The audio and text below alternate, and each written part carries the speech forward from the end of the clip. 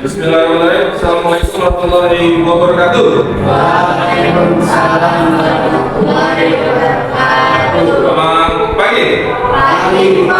Pagi luar biasa. Salam olahraga. Jaya, ya. Salam olahraga jaya. Ya, ulang. Salam olahraga. Jaya. Sehat semuanya ya. Baik, anak pada pagi hari ini Bapak akan menyaksikan terkait dengan tugas dari program profesi pendidikan atau PPG, yaitu tentang materi wawasan kebangsaan dan wawasan kebangsaan. Baik anak-anak, memulai kegiatan kita pada pagi hari ini, kita berdoa untuk agama dan kepercayaan masing-masing, berdoa di baik, berdoa selesai. Oke, berapa orang yang hadir hari ini? Hadir semua ya. Baik, anak-anak, mulai kegiatan kita yaitu tentang materi wawasan kebangsaan, yaitu tentang kebinekaan, ya, tentang kebinekaan. Apa sih kebinekaan itu? Ya, kebinekaan artinya adalah kalian berbeda-beda, tetapi tetap dalam satu tempat, satu wilayah, ya, satu tujuan, satu keinginan, nah, seperti itu dengan kebinekaan, ya. Artinya tidak memandang bentuk warna kulit, ya, terus tinggi badan, postur fisik dan segala macam seperti itu, ya. Dengan tujuan berbeda-beda tapi tetap sama. Baik, anak-anak, untuk materi pembelajaran kita wawasan kebangsaan, lalu materinya yaitu pertama adalah tentang kebinekaan global, yang mana kita akan mempelajari yaitu mengapa toleransi penting dalam konteks global, nasional, dan sekolah. Nah ini. Kemudian berikutnya adalah toleransi dan kolaborasi dengan orang yang berbeda dengan keterampilan yang wajib dimiliki pada abad ke-21. Nah, keterampilan abad ke-21 apa sih? Yang tentu nanti kita akan pelajari. Kemudian kita belajar praktik baik terkait dengan toleransi dari berbagai negara. Nah, kemudian berikutnya apa akibat dari intoleransi? Nah, intoleransi apa sih? Artinya kebalikannya tuh, kita tidak menghargai perbedaan, ya. Kalau ada perbedaan kita kita musuhi, kita jauhi, dan seperti itu. Kemudian berikutnya tentang kebinekaan nasional. Yang pertama yaitu memahami konsep dasar.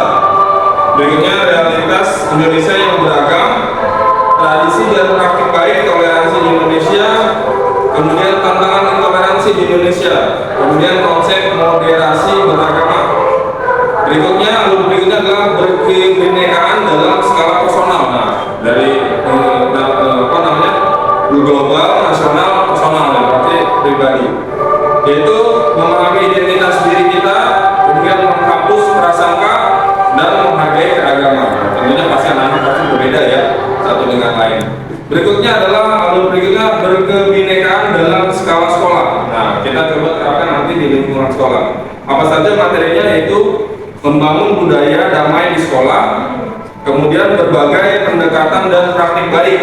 Nah, seperti itu. Kemudian yang terakhir adalah menjadi sekolah damai. Tentunya setelah kita praktikkan untuk diri kita terapkan ke lingkungan. Nah, endingnya adalah sekolah kita adalah sekolah yang damai, yaitu mengenali beragam bentuk konsep sekolah damai, kemudian mengenali beragam tantangan. Nah, seperti itu. Lanjut ya. Oke. Alur materi yaitu mulai dari diri, kemudian aktivitas, refleksi, konsep, dan aplikasi. Nah, seperti itu. Lanjut. Dunia yang berwarna. Nah, topik 1 ya. Capaian pembelajarannya yaitu setelah mempelajari topik 1 tentang kebinekaan global, kita diharapkan yaitu memahami konsep kunci realitas keberagaman. Nah, kita ini apa? Ya, bosan ya, monoton dan segala macamnya. Kemudian dan berikutnya, apakah Anda pernah terpikir untuk dilahirkan kembali sebagai bangsa lain? Jika iya, dilahirkan sebagai bangsa atau warga negara apa? Kira-kira. Kemudian menurut Anda apakah dunia saat ini damai-damai saja? Itu pertanyaan penting dan kita akan coba nanti jawab. Lanjut, aktivitas sejak dahulu kala manusia bermigrasi dari tempat asalnya menuju tempat baru untuk mencari kehidupan yang lebih baik. Nah, ini juga terjadi ya, mungkin di antara anak-anak ada yang dari Jawa, ada yang dari Kalimantan, ya kan, ada yang dari Sulawesi, ya, ada yang mungkin dari warga asli Jakarta, yaitu warga Betawi.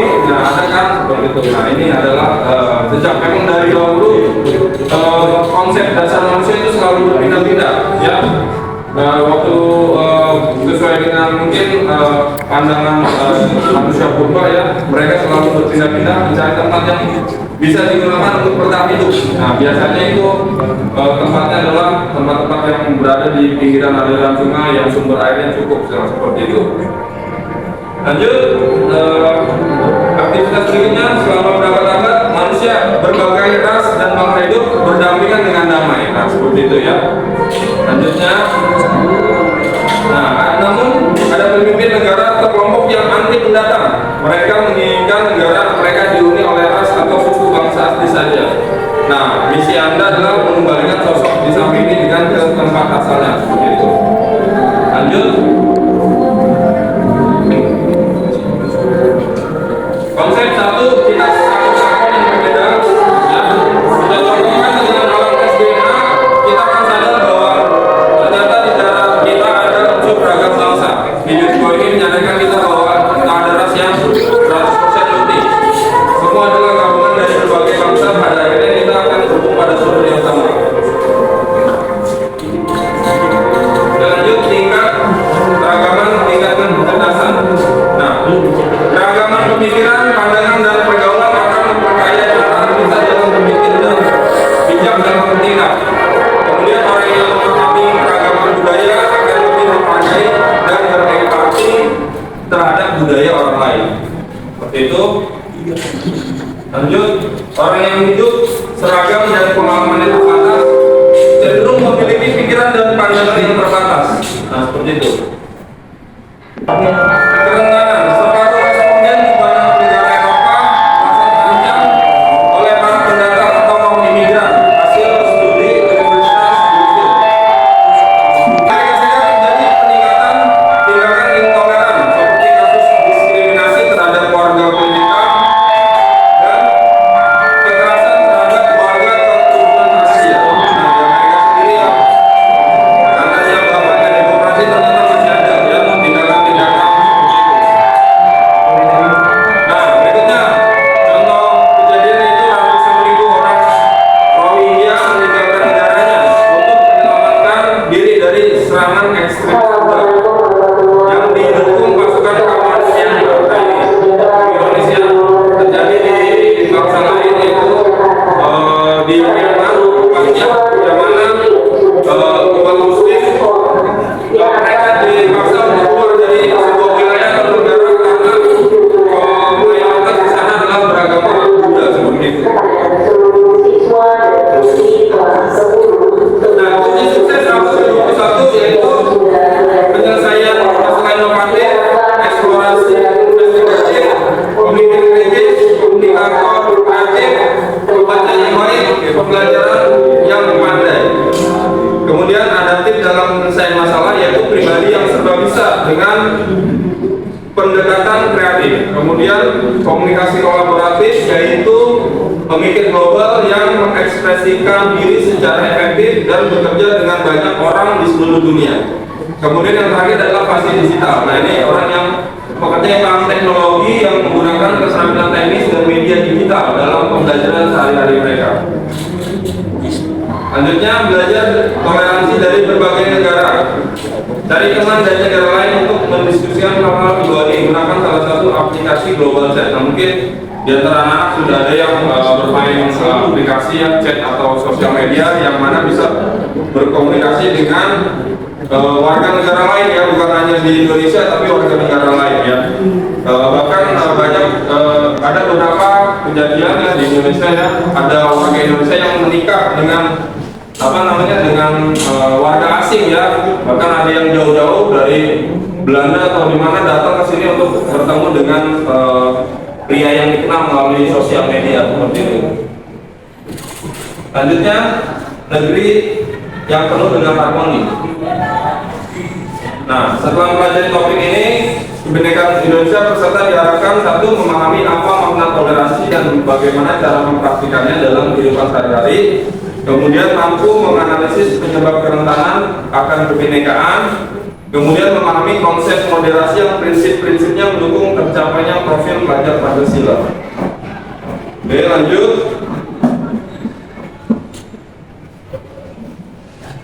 Nah, lanjut masih. Sikap saling menghormati, saling menerima, dan saling menghargai di tengah keragaman budaya, kebebasan berekspresi, dan karakter manusia. Nah, tindak kekerasan antar dasar diskriminasi terhadap suku, agama, ras, dan antar golongan atau sara merupakan segala bentuk perbedaan, pengecualian, pembatasan, atau pemilihan berdasarkan pada sara yang mengakibatkan pencabutan atau pengurangan pengakuan, perolehan, atau pelaksanaan atas hak asasi manusia dan kebebasan dalam suatu kesetaraan, yang sesuai dengan Permendikbud nomor 82 tahun 2015 pasal 6. Nah, sedangkan radikalisme adalah sikap atau tindakan menentang salah satu dari 4 pilar kenegaraan, NKRI, Pancasila, Bhinneka Tunggal Ika, dan Undang-Undang 1945. Nah, banyak ragam respon saat menyikapi perbedaan. Ada saat cenderung toleran, ada yang intoleran. Dari tabel samping kita melihat ternyata toleransi murah tidak cukup, kita perlu toleransi mahal. Oke, lanjut.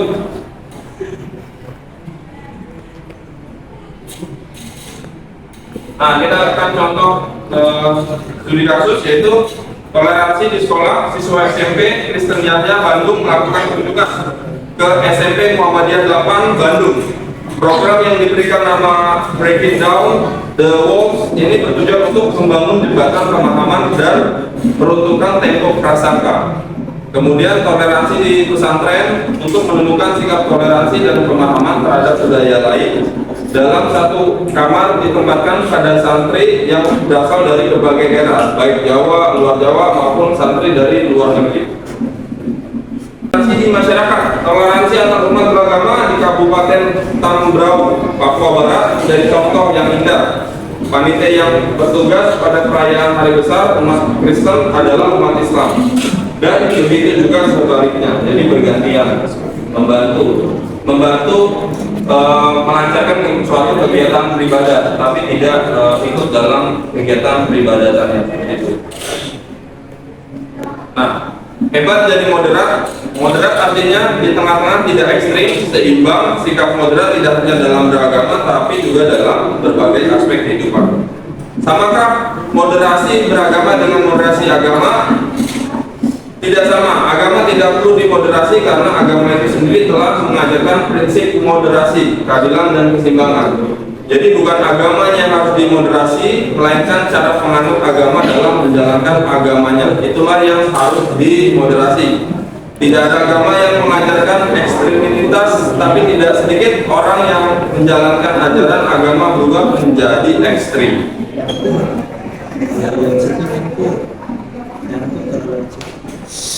Nah, berbeda-beda tetapi soto jua. Nah, kekayaan budaya Indonesia bukan hanya dalam bahasa, seni, tradisi, tapi juga dalam makanan. Di samping adalah gambar soto dari berbagai daerah. Nah, ini banyak nih soto.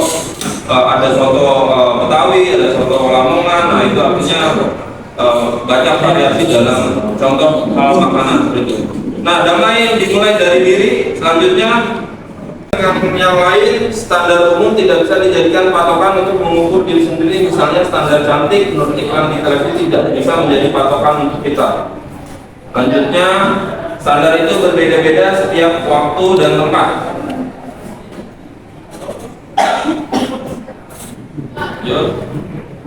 Seragam sekolahku yang berbineka. Implementasi toleransi di sekolah, budaya kelas, manajemen kelas, metode dan bahan ajar, suasana dan lingkungan belajar, budaya sekolah, kebijakan dan lingkungan, kemudian manajemen kegiatan, aktivitas kegiatan, program, materi atau konten.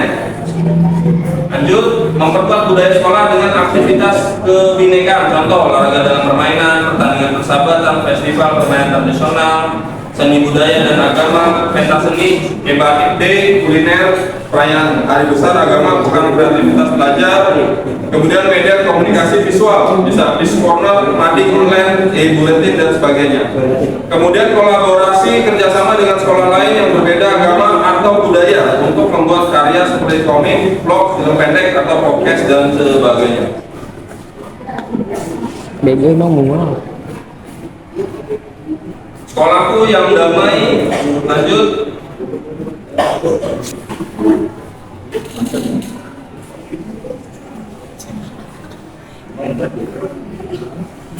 Ya, untuk menjaga kedamaian sekolah kita harus meningkatkan kapasitas dan mengurangi kerentanan atau dengan demikian risiko menjadi lebih kecil.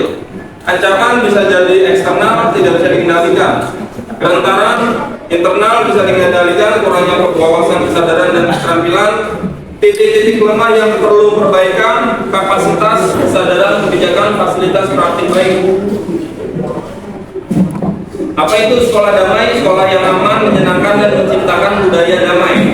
Komponen sekolah damai, kebijakan interaksi, promosi sarana dan partisipasi.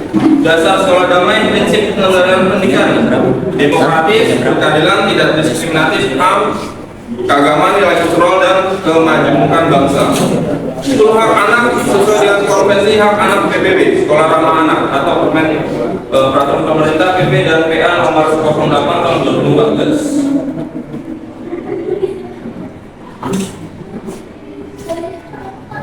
Ya, kerentanan diskriminasi dan intoleransi. Diskriminasi ada pembatasan atau pelecehan atau pengucilan terhadap secara langsung ataupun tidak berdasarkan perbedaan agama, suku, ras, etnik, kelompok dan golongan, status sosial, status ekonomi dan aspek kehidupan lainnya. Kemudian pemaksaan, memaksa pihak lain berperilaku secara spontan, baik melalui tindakan atau tidak bertindak dengan menggunakan ancaman, imbalan atau intimidasi dan lain. Mengajarkan kebencian.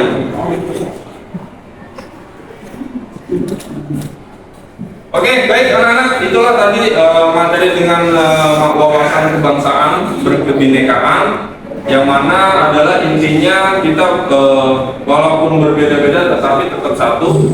Coba kita berusaha ciptakan sekolah yang damai, sekolah yang nyaman, sekolah yang menyenangkan. Kalian berusaha tidak melakukan diskriminasi atau intoleransi terhadap teman-teman, baik teman-teman di sekolah, di lingkungan atau di lingkungan keluarga. Mungkin itu saja ya. Sekali lagi mudah-mudahan anak-anak menjaga demokrasi dalam lingkungan sekolah dan bisa menerapkan nilai-nilai kebinekaan. Nah, seperti itu. Baik anak-anak, kurang lebihnya mohon maaf. Mungkin saya akhiri, kurang lebihnya saya mohon maaf. Saya akhiri, wabillahi taufiq wal hidayah. Assalamualaikum warahmatullahi wabarakatuh. Waalaikumsalam warahmatullahi wabarakatuh. Selamat pagi. Pagi, luar biasa. Tepuk tangan dulu untuk semuanya.